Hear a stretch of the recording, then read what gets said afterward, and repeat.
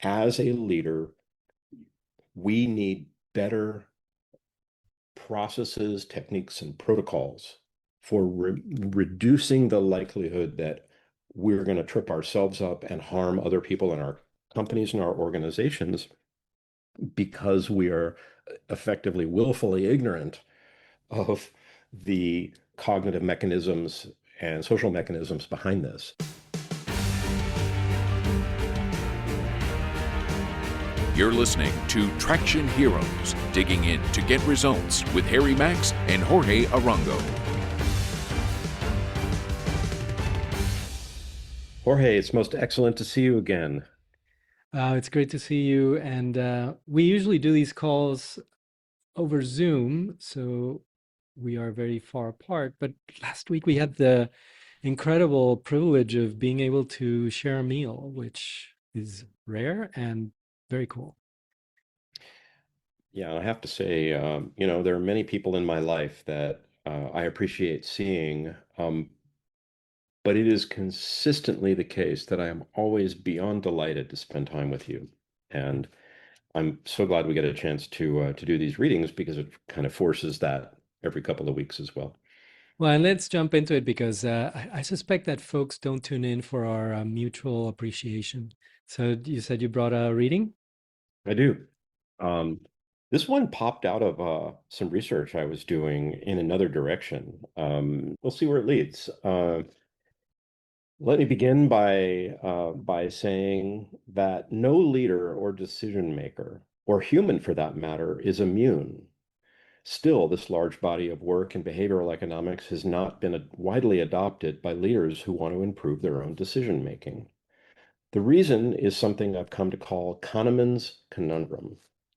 Kahneman summarized the challenge succinctly in his 2011 international bestseller, Thinking Fast and Slow.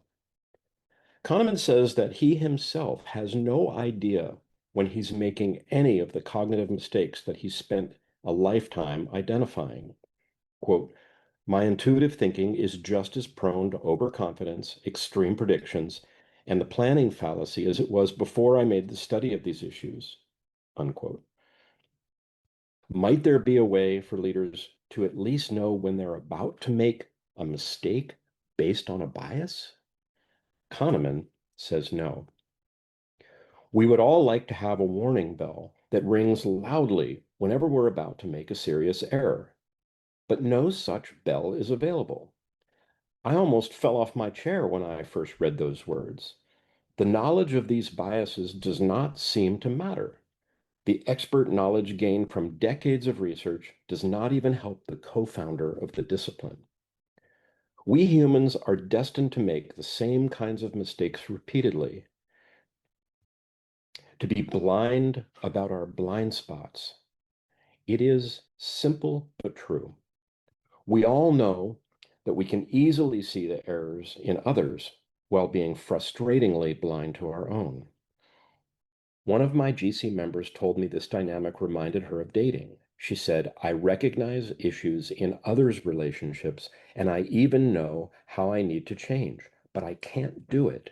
True. Spouses can see the mistakes that their partners make repeatedly.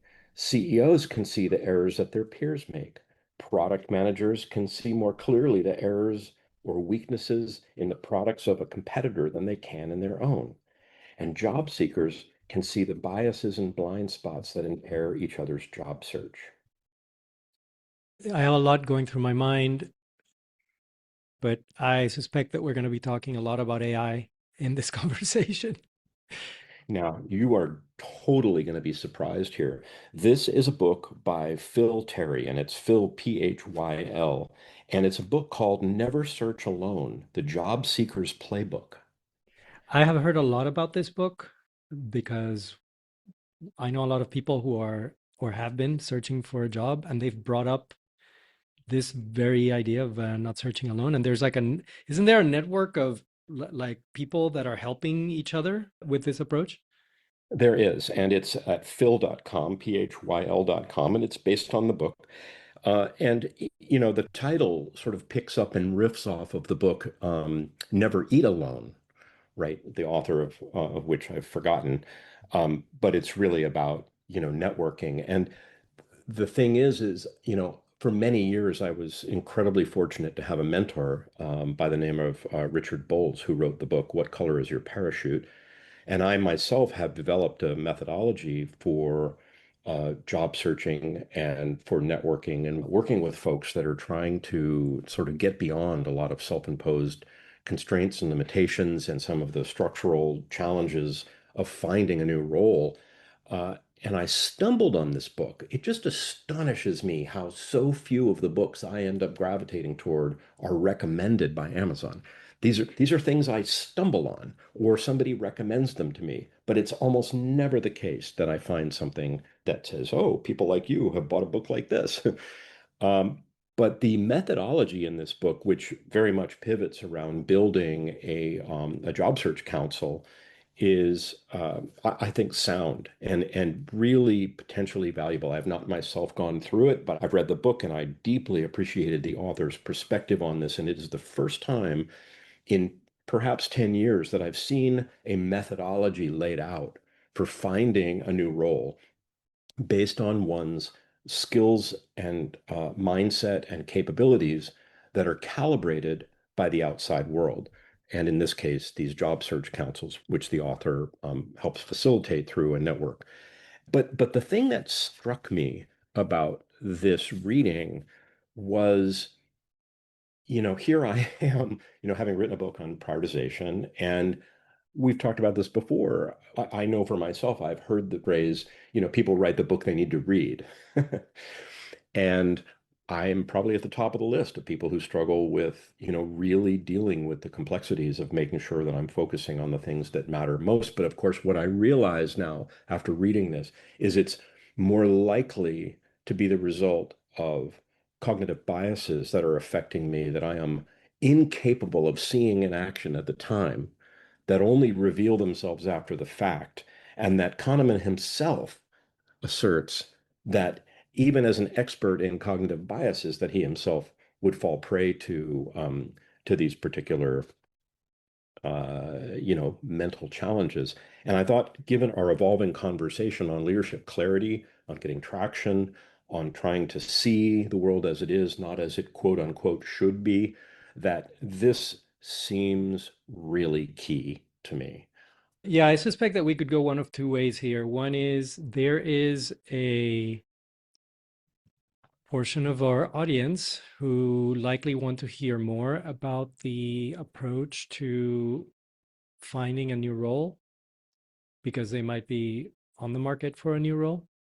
So Yeah. that's one path we could take. But I think that more in the spirit of the podcast and our previous conversations, I'll just reflect back to you what I heard from the reading, which is a bit broader than that. And it's the idea that we are really not skillful at diagnosing our own shortcomings and kind of reading the relevant factors accurately. And it feels to me like this is a variation of one of the themes in this show, which is that perceiving conditions IRL, like really what is going on, perceiving clearly and in an unbiased way is fundamental to making good decisions and to acting skillfully.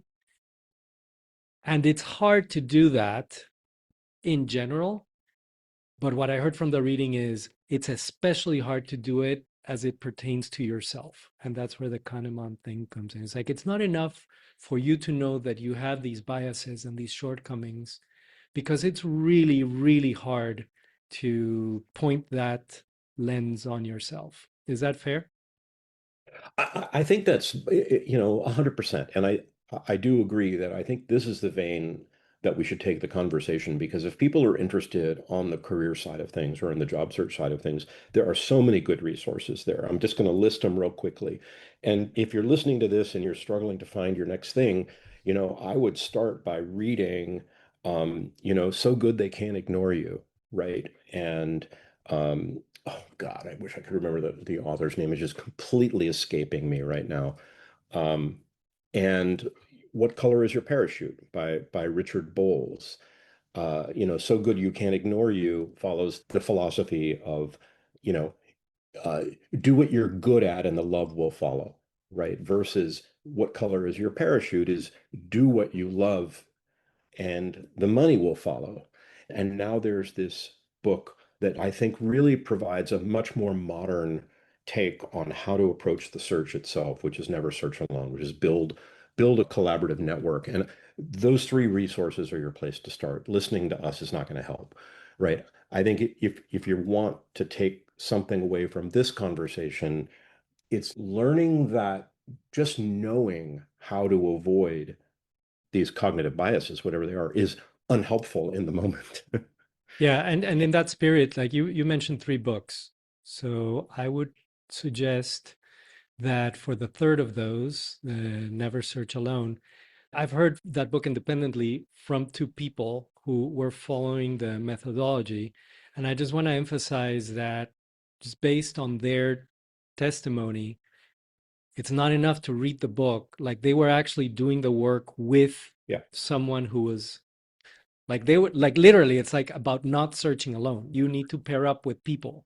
My sense, and I have not read it, I'm just saying from what I've heard from other people, my sense is that the effectiveness of that particular methodology is completely contingent on your ability to engage with people who will help you work through this. Yeah. And I do think we should bookmark a future conversation on this because there is something missing from all three of those books, and it is how to tell your personal narrative.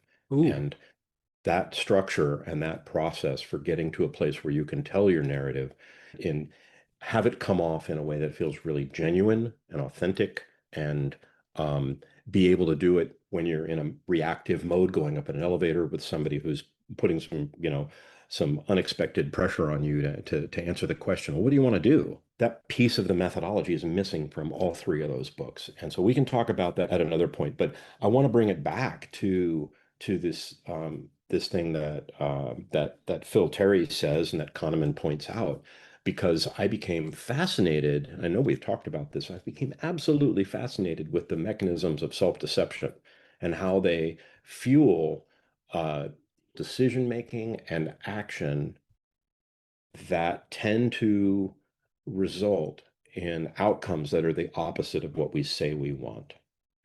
And as a leader, we need better processes, techniques, and protocols for reducing the likelihood that we're going to trip ourselves up and harm other people in our companies and our organizations because we are effectively willfully ignorant of the cognitive mechanisms and social mechanisms behind this. Whether you're talking about books like Social Traps, which I know we've talked about in the past, or whether we're talking about, mistakes were made, but not by me, the Aronson and Tabris books, and I know we've talked about that.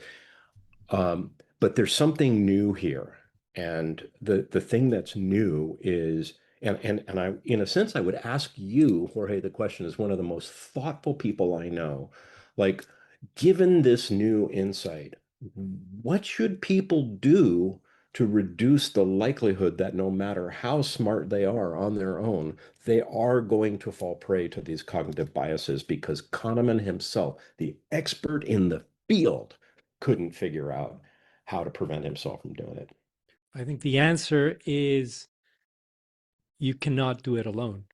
Ah, And the traditional way of doing this has been through finding a mentor uh-huh. and finding colleagues, trusted advisors that you can check in on who Mhm. will be candid and forthcoming and will let you know when you are screwing up.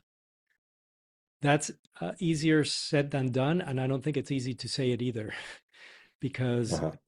we are not we don't like to hear hard truths. We don't like to feel uncomfortable. And many people, and I think I've said this in previous episodes, I tend to be like a people pleaser. So people who like to be perceived as being nice, like it's harder for us to give advice that that might be taken as criticism. But I think it's very important both to do it and to find people who will do it for us. I don't know the science behind it, but I don't think I need the science to agree with the sentiment that we all have blind spots. Our egos are an amazing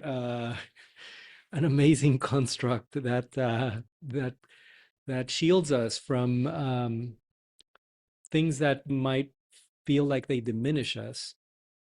So we tend to not see hard truths that we need to grapple with.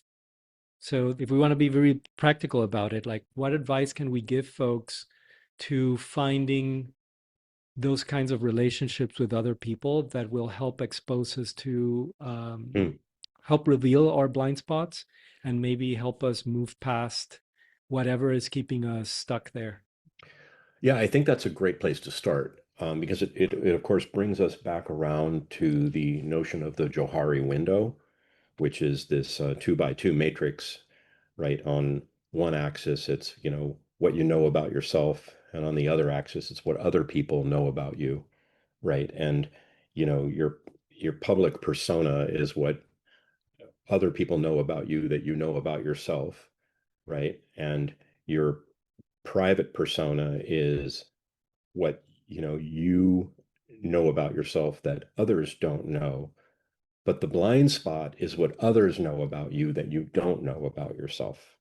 And maybe the place to start is to understand what your tendencies are there that are visible enough for people that you know well enough or work with frequently enough to be able to speak to those things.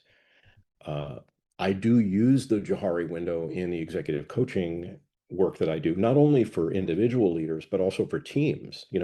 What do other teams know about your team that your team may not be fully aware of or comprehend or willing to look at, right? And I still think that underneath all of that is this Kahneman piece, which is that the core, the primitives, the core biases that go into the decision making, the apprehension of the world as it's functioning, and the filters that result from that are even lower level and more challenging. But maybe the blind spot in getting clearer about what other people know about you that you may either not know about yourself or be actively avoiding knowing about yourself is a great place to start. I suspect that there might be a third dimension there, which is something like social dynamics between people. Mm, Uh, say more. in an organization, maybe things like politics. Let's take a step back. So, what you're saying with the Johari window and the example that you used is the part that's missing in the picture, or a part that's missing in the picture, Yeah. is what other people say about you. And the question that prompts is, where is that data coming from? Like in the example that you brought up, I would imagine that you would want to do research, you would want to interview people in other teams, Yeah, 100%. right? And maybe the questions are framed in such a way that you don't taint the answers too much, like you don't reveal what the survey is about. Right, exactly. So at the core of this, there is a data problem, Mhm. because let's say that even in the things that you know about you, like you would imagine, like, well, I have the data, I know what I've done, I know what I think, but we don't tend to capture those things systematically. And let's say that you were to initiate a relationship with someone who can mentor you, that person doesn't have access to all of that information that they need to help you make sense of the blind spots. Mhm. It feels to me like there's a data problem, and the acquisition of that data, and here we come to the social and maybe political dynamics. The acquisition of that data can be tricky, particularly in an Mhm. organizational context. Like we were saying, like you might have to um, ask the questions in such a way as to not reveal the true intent of the survey, because I don't know, people in that other group might not want to tell you what they really think. Maybe I'm being Yeah. paranoid, but I've seen politics at work in organizations, right? So getting good data can be challenging. And And anyway, I just wanted to bring in the fact that because we are now talking about involving other people in the sense making process, anytime you do that, you have to think about social and political relations. Yeah, that's an interesting angle here, and it sort of harkens back to the discussion we had about eliciting information. I think we talked about the book Confidential at some point, which looks at, you know, acquiring potentially valuable or sensitive information without necessarily, quote unquote, interrogating somebody or inquiring directly, because it can tend to cause people to deflect or um, sort of avoid answering directly. And I think this is interesting because in the Johari window, it's not necessarily, and I may have misspoken when I said, it's what people say about you. It's really what they think about you or what they know about you. It's what you know about yourself and what others know about you. Maybe they say it, maybe they don't, right? And in the qualitative 360-degree diagnostic process I use, with executive coaching and team dynamics, yeah, I've got to be very careful with how I probe for that. And generally, I can't go with one data point, right? I have to synthesize multiple data points to get to some kind of resolution on a point of view to know that it's, even marginally valid. But I think the most interesting angle here is a place I've run into for myself, terrible challenges, um, especially in larger organizations and especially in political, small p politics, not capital P, horrible politics, but just the oxygen of how things get done in an organization tends to be political, right? And as a leader, one of the places that I find I struggle with what I know about myself and what other people don't know about me is my positive intentions, right? And it's like if they only knew what I was trying to accomplish for the organization, for their team, for them personally, they would never question my motives, right? And yet, without being more on the nose about, as they say in the movie industry, about what I'm trying to accomplish or about how I'm trying to be of service for them or their team or the broader organization, and just hoping that they're going to read my glorious positive intentions. They see the behavior, they hear the words, and they draw their own conclusions, which are sometimes, quite the opposite of what I wish or hoped or want. We can't evaluate these things by reading people's minds because we cannot read people's minds. So we have to do it based on eliciting information, like you're saying, and that information might be based on unspoken things like actions, gestures, body language. I'll circle back to trying to make this as practical as possible, and this is why I suggested earlier on that I thought we might end up talking about AI. This is actually something that I've used AI for and I've Hmm. found useful. Yeah. And again, there's a data input problem because my interactions with, let's say, ChatGPT are not comprehensive. They're not holistic. ChatGPT doesn't know about everything in my life. It Yeah. only knows about what I have asked it So far. so far. Well, yes, that's true. And that's not a small thing because I've been working with this system for several years now, Yeah. almost every day, and it does give you by default the ability to answer questions based on the entirety of your chat history, right? Hmm. So I don't know where I saw this, but I um, I saw a prompt that focused on this, and I tried it, and it was really revealing to the point where I actually wrote a blog post where I shared its Oh, answers, and wow. I'll include that in the show notes. But the prompt is based on everything I've ever asked you, what do you think my biggest blind spots are? Mm. And ChatGPT responded with 5 blind spots, and I'll read them to you real quick. These are just the Yeah. headlines, but there's actually like copy that explains each. The Uh-huh. first is underestimating the practical value of your ideas. Hmm. The second is too much focus on internal coherence over external resonance. Ooh. Wow. Right? Wow. I felt really seen when I saw these. Um, Totally. The third was hesitation to fully embrace a leadership identity. Hmm. Boy, that smacks is true. The fourth, balancing craft and reach. Huh. And the fifth was difficulty letting go of roles you've outgrown. Whoa, dude. Yeah, and it felt, reading through this, I felt a little, well, I felt seen, and I felt, uh, you know that feeling you get sometimes. It's like, oh my gosh, someone is speaking truth to me, and it feels a little embarrassing, but also it's like I'm really thrilled that I'm having someone tell me this. It's like Yeah. you have a piece of of. Cabbage in your tooth, yeah.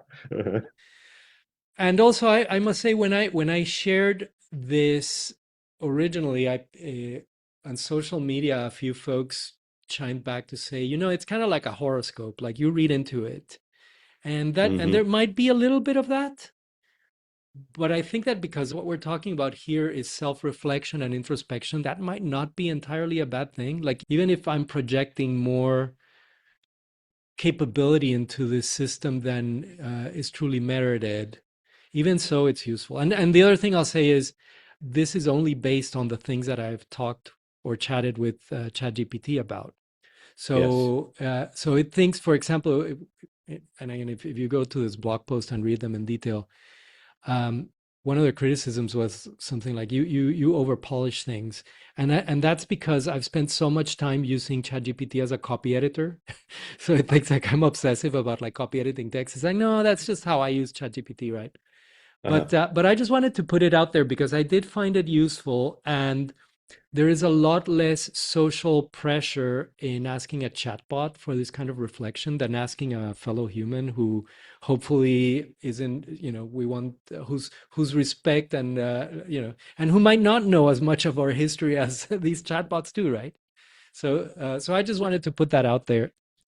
I love that you did that too, because it's one thing to take the feedback from ChatGPT. It's another thing to share it with somebody who you might consider a trusted source for calibration, right? Because in this particular case, two of those things really, really hit me, right? I'm like, whoa, yeah, those feel right, or they feel like they're interesting doorways to sort of pass through and explore if you're interested in learning more. So maybe they're not, the be all end all truth, but at least they provide you a starting point to explore the possibility that maybe there's a blind spot there or something that you could, start diving into and inquire more about. Absolutely. Like you could bring one of these to a conversation with a mentor, right? And say, hey, this one resonated with me. Do you see this? And how could I work on this? It feels like a good starting point. Or the other way, this one confused me, or this one I disagree with, right? Either way. Right. So I think we have tools, and I'm glad that you brought this to the table because I think that a lot of people right now are in a modality of introspection as they think about what am I going to be doing next, right? Yeah, So I think that it's a useful conversation. So thank you for bringing this reading. I really appreciated the conversation. Thank you so much. I'm looking forward to the next one. Thank you for listening to Traction Heroes with Harry Max and Jorge Arango. Check out the show notes at tractionheroes.com. And if you enjoyed the show, please leave us a rating in Apple's Podcasts app. Thanks.